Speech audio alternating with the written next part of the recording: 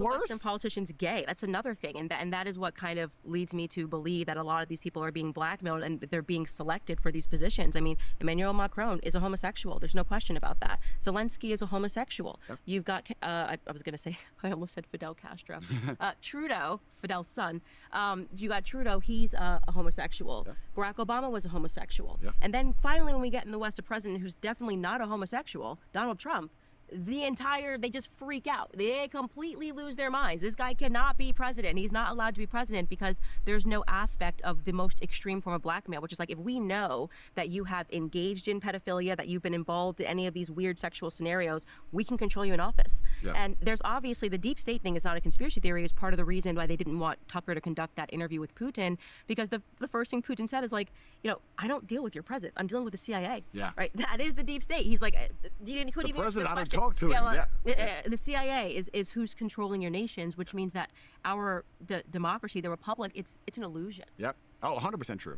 And when I say things, I don't, obviously exceptions disprove the rule. I talk in general, but in general, it is the masculine which protects the society in general. And in general, feminine are more accepting of certain things, and gays are closer to the feminine. So we say that we have men in charge. None of these people you named are men. None of them are masculine. There's nothing masculine about them.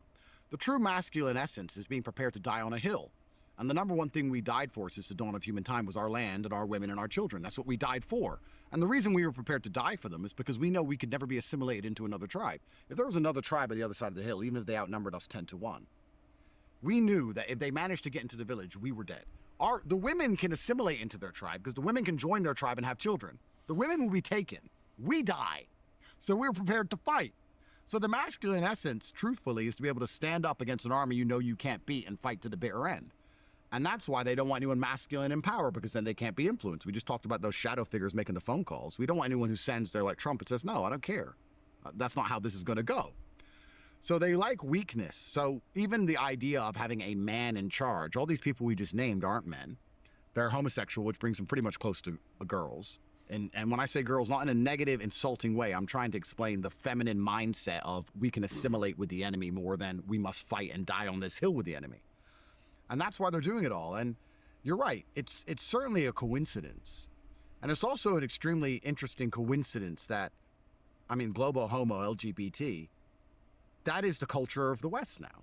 It's the number one thing you can't insult, you can't go against, you can't degrade, you can burn an American flag before you can burn a pride flag. You'll catch a prison term for that.